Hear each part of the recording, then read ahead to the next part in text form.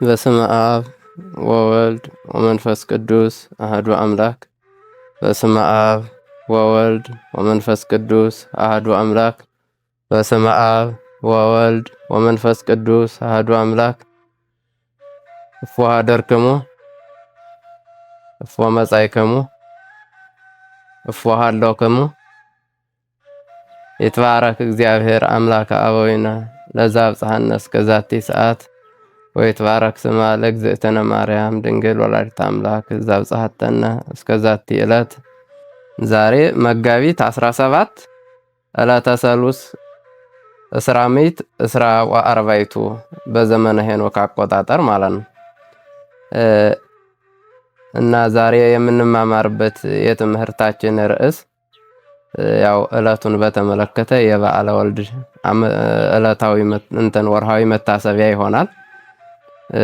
የትምህርታችን ርዕስ በትንቢተ ኢሳይያስ ምዕራፍ 9 ከቁጥር 6 ላይ እንዲህ ይላል።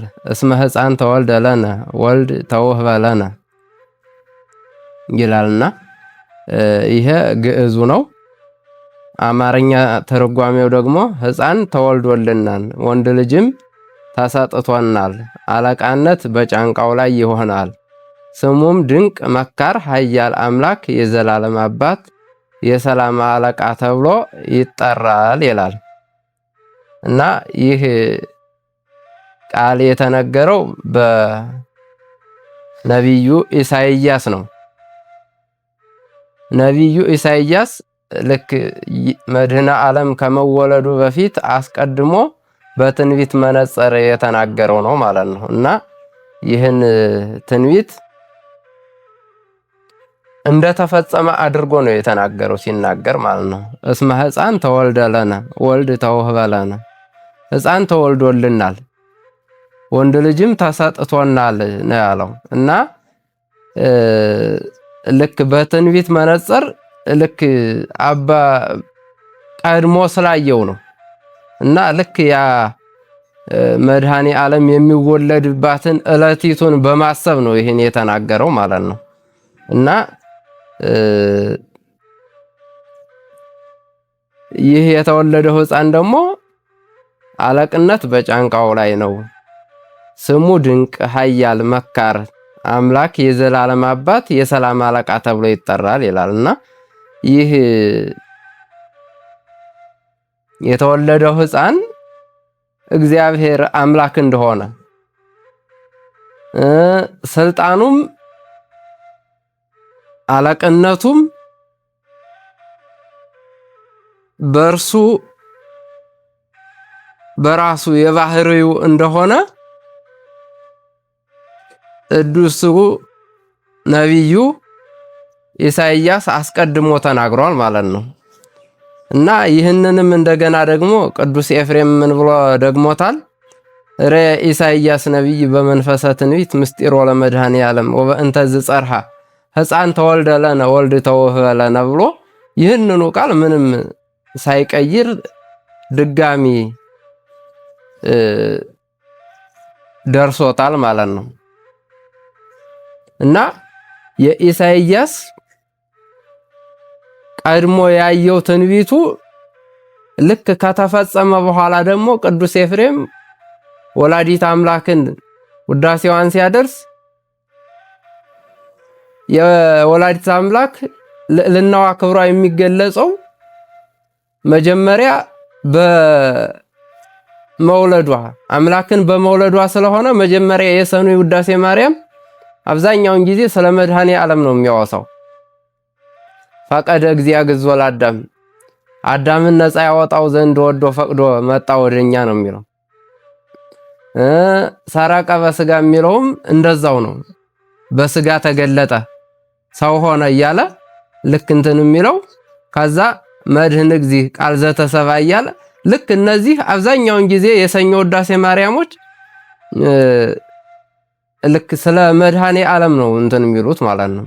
ከዛ በኋላ ሰሉስ ላይ ሲደርስ ነው ልክ አክሊለ ምክህነ ወቀዳሚተ መድኃኒትነ ወመሰረተ ንጽሕነ ኮነ እያለ የወላዲት አምላክን ምስጢር እያጎላው የመጣው ማለት ነው እና መጀመሪያ የአምላክን መወለዱን አምላክ ሰው መሆኑን ይህን ካመሰጠረ በኋላ ከዛ በኋላ ደግሞ የወላዲት አምላክን ክብሯን እርግጥ ተፈሲ ኦቤተ ለሄም ይያለ ኦቤተ ቤተልሔም ያለው አሁን በርትዕት ቤተ ግዕዝ ወይም ምድረ ግዕዝ የሚለው ነው።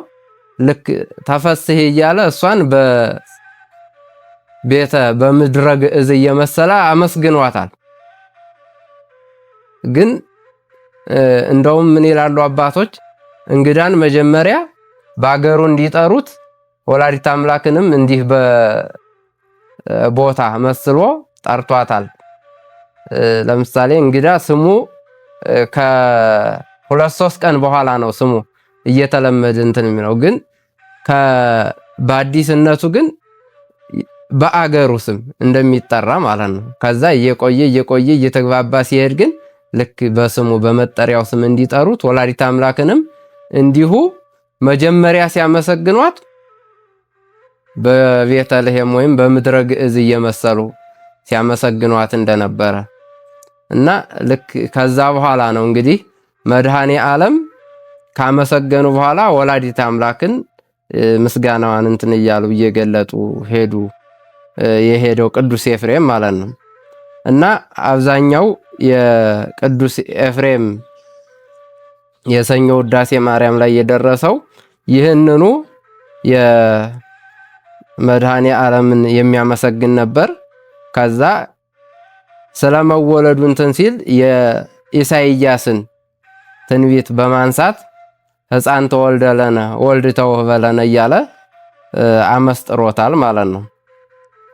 እና ይህ የመድኃኔ ዓለም መወለድ ደግሞ ቅዱሳን ነቢያት ቅዱስ ነቢዩ ኢሳይያስ ብቻ ሳይሆን ሁሉም ነቢያት ይጠባበቁት እንደነበረ ይጠባበቁት የነበረው ተስፋ ደግሞ ልክ በወላዲት አምላክ ተፈጽሟል ማለት ነው። እንደገና ደግሞ ልክ ስለ መወለዱ ምስጢር ሬወን ወሎት አይኮትዎ መላእክት መላእክት ሲያመሰግኑት እረኞች እንዳዩ ልክ የመላእክት ምስጋና ከሰማይ የወረደው መድኃኔ ዓለም መወለዱን ሲያመሰግኑ ሲያመሰጥሩ እረኞች ደግሞ ልክ የምስጢሩ ተካፋይ እንደሆኑ ይህን ምስጢር አይተው ልክ እረኞችም ይደነቁና ያመሰግኑ እንደነበረ ማለት ነው። ልክ እንግዲህ ስለ መድኃኔ ዓለም መወለድ ስናነሳ ወላዲት አምላክንም አንረሳትም። ምክንያቱም እሷ ናትና መገኛው ማለት ነው። ኦ ቅድስት ድንግል በእንተዝ ንየድሰኪ ወነአበየኪ እስመ ወለድኪ ለነ መብልዐ ጽድቅ ዘበአማን ወስቲ ሕይወት ዘበአማን እያለ አባ ሕርያቆስ ራሱ በቅዳሴው ላይ ደግሞ አመስግኗታን ወላዲት አምላክንም ድንግል ሆይ ስለዚህ ግብርሽ እናመሰግንሻለን ማለት ስለመውለዷ ማለት ነው። እስመ ወለድኪ ለነ መብልዐ ጽድቅ የሕይወት መብልን የእውነት መብልን ወልደሽልናልና የሕይወት መጠጥንም አስገኝተሽልናልና እያለ አባ ሕርያቆስ በቅዳሴው ላይ አመስግኗታል። እንግዲህ እንደገና ደግሞ በውዳሴ ማርያም ላይ አሁንም ወአንቲኒ ቤተ ግዕዝ ምድረ ኢትዮጵያ ኢትቲሃቲ እምነገሥተ ይሁዳ አንቺ ቤተ ግዕዝ ሆይ ማነው ከይሁዳ ነገስታት ምድር አንቺ የኢትዮጵያ ምድረ ግዕዝ ሆይ አታንሽም እያለ ቦታዋ ራሱ በመድኃኔ ዓለም ልዕልና እንዳገኘች መድኃኔ ዓለም የተወለደባት ቦታይቱ ራሱ እንኳ ክብር እንደተሰጣት እንግዲህ መካን ይቀድሶ ለሰብ ሰብ ይቀድሶ ለመካን ነው የሚለው። ልክ ቦታ በሰው ይከብራል፣ ሰው ደግሞ በቦታው ይከብራል እና ልክ መድኃኔ ዓለም የተወለደባት ቤተ ግዕዝ እንኳ ከይሁዳ ምድር አታንሽም እየተባለች በቅዱስ ኤፍሬም እንደተመሰገነች ማለት ነው። እና እንግዲህ ለእናቱማ ምን ያክል ክብር ይሰጣት ይሆን? 9 ወር ከ10 ቀን ለተሸከመችው በማህፀኗ ለተሸከመችው ለእናቱማ ምን ያክል ክብር ይሰጣት ይሆን? እንግዲህ መናፍቃን ግን ስለ ወላዲተ አምላክ ይህን ያክል እሷ በጸጋውን ክብሩን አብዝቶላት እያለ እነሱ ግን ምንድነው የሚሉት? አታማልድም። እሷ ልክ መውለዷን እንኳ ሰው ለእናቱ እንኳ ክብር የሰው ልጅ እንኳ ለእናቱ የሆነ ክብር ይሰጣል። እሷ ግን አምላክን ለወለደችው እንኳ ክብር የማይሰጡ ያው እንግዲህ ያህ እብድነት እንጂ እውነት ይህ ከመንፈስ ቅዱስ አይደለም፣ ያጋንንት የክፋት ስራ ነው። ማለት እኛ የሰው ልጆች እንደው በትንሹ ነገር ጽድቅን እንዳናገኝ አውቆ አስመስሎ ለነሱ ክብርን እንዳያገኙ በእናቱ በኩል በወላዲተ አምላክ ቃል ኪዳኗን እንዳያገኙ የአውሬው የዲያብሎስ ስራ ግን በመናፍቃን ላይ አድሮ ለእናቱ እንኳን ትንሽ ክብር የሌላቸው ዛሬ አምላክን ብቻ ተቀበሉ ኢየሱስን ተቀበሉ እያሉ ልክ ሲያጭበረብሩ ወይንም ደግሞ ህዝቡን ግራ ሲያጋቡ ይገኛሉ ማለት ነው። እና ለቦታ እንኳ ክብር እንዳለው መድኃኔ ዓለም ለተወለደበት በዚህ በቦታው እንኳ ብዙ ክብር እንደሚገኝ ማለት ነው። እና እያንዳንዱ ነገር እግዚአብሔር አክብሮ ነው የፈጠረው ማለት ነው።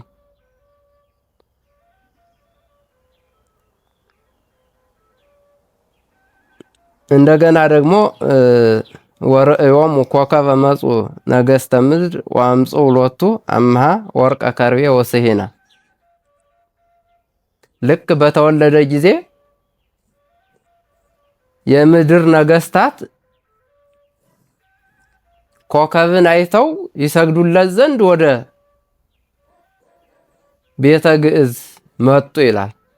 ያ ኮከቡ በቆመበት ቦታ ሆነው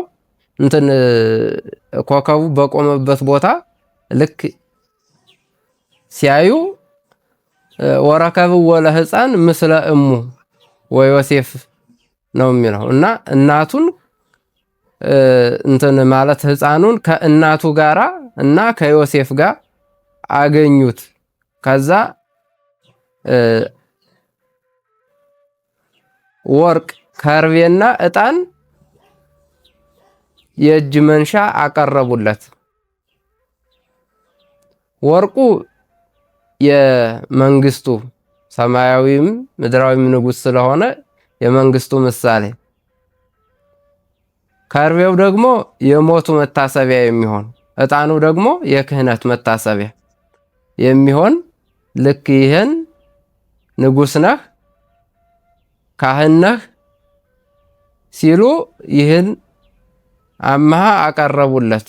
ከርቤው ደግሞ ልክ በዕለተ ዓርብ ለኛ ሲል የሚሞተውን ሞት ሰማያዊ አምላክ ሕያው ዘላለማዊ ሲሆን ግን የሰውን ስጋ በተዋህደው ሞትን እንደሚቀምስ ከርቤንም አቀረቡለት ይላል እና እግዚአብሔር በዚች ምድር ለኛ ሲል ወርዶ ተወልዶ ከዲያብሎስ አገዛዝ እኛን ነፃ አወጣን እና ይቺ ዕለት የነፃነታችን መታሰቢያ ናት። መድኃኔ ዓለም ተወልዶ እኛ ብርሃንን ያየንበት ከክፉ ከዛ ከዲያብሎስ ባርነት ነፃ ያወጣንበት ቀን ናት ማለት ነው ይቺ ዕለቷ። እና ይህ የወርሃዊ የመድኃኔ ዓለም ወይም የበዓለ ወልድ መታሰቢያ ነው። በዛሬው ዕለት ደግሞ ዓመታዊ የአቡነ ገብረ መንፈስ ቅዱስ መታሰቢያ ነው። አቡነ ገብረ መንፈስ ቅዱስ እንግዲህ ቅዱስ አባት ናቸው። ለኢትዮጵያ ብዙ ተጋድሎን የፈጸሙ የኢትዮጵያን ሕዝብ ሙሉውን ማርልይ ብለው ተዘቅዝቀው ስለ ኢትዮጵያ ስለ ሕዝቧ ሲጸልዩ የነበሩ አባት ናቸው እና ይህ አባት ደግሞ በጾም በጸሎት ነው የተገኙት። እንግዲህ አባታችን አቡነ ገብረ መንፈስ ቅዱስ አባትና እናታቸው መካን እንደነበሩ ምንም ልጅ እንደሌላቸው ነው እንግዲህ በታሪክ የምናውቀው። እንደውም ይላን በመልካቸው ላይ ስምዖን ወአቅሌስያ ዘነበሩ በብሂንሳ በኃጢአ ውሉድ በከዩ መጠነ ዓመቱ 30 ይላል። ስምዖን አባታቸው ነው፣ አቅሌስያ ደግሞ እናታቸው ነው። ዘነበሩ በብሂንሳ በብሂንሳ የነበሩ ስምዖንና አቅሌስያ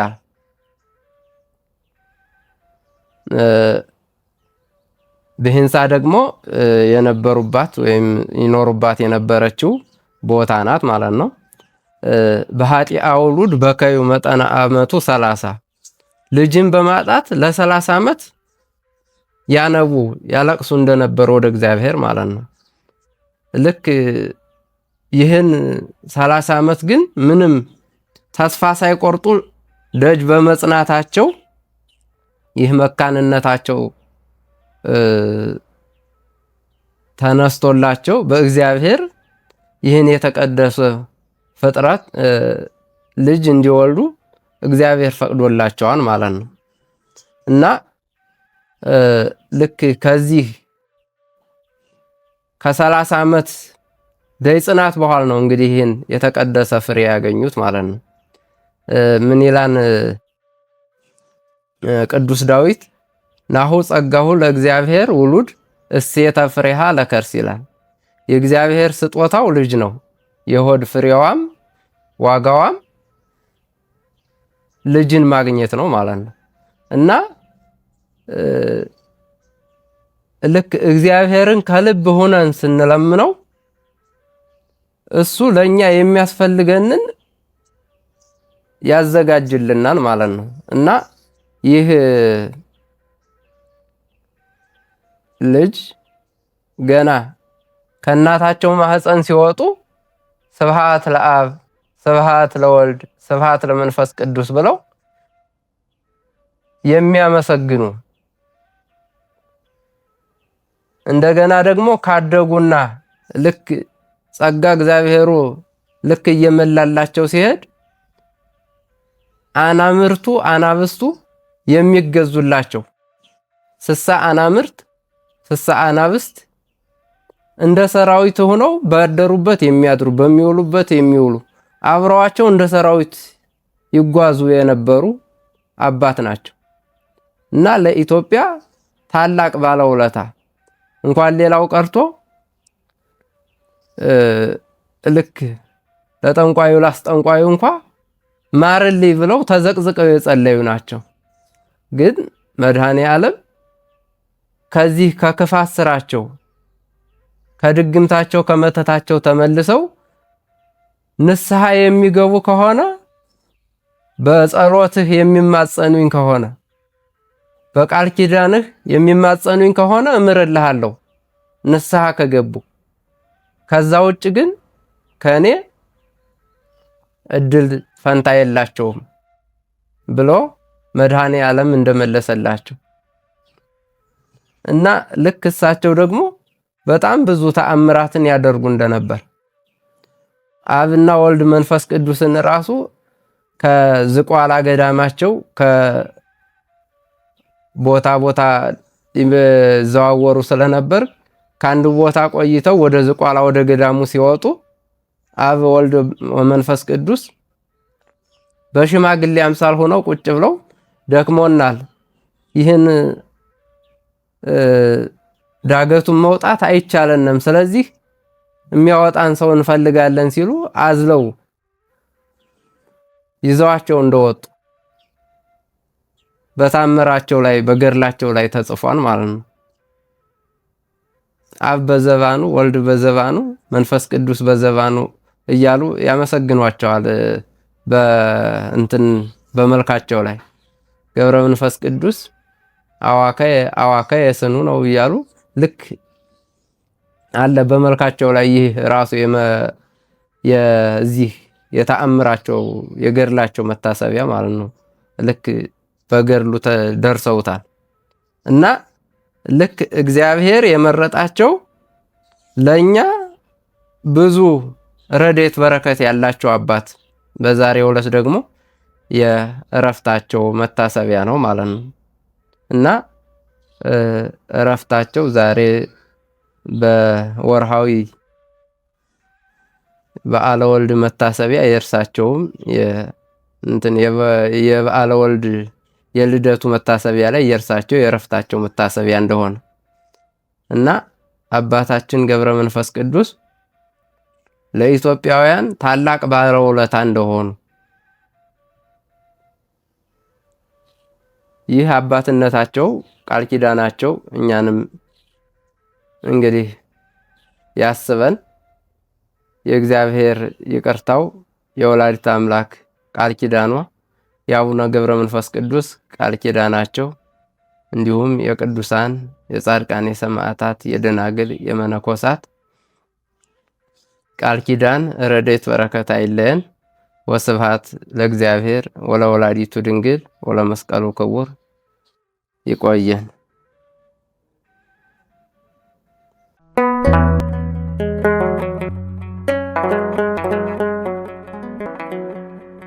ዘኢትዮጵያ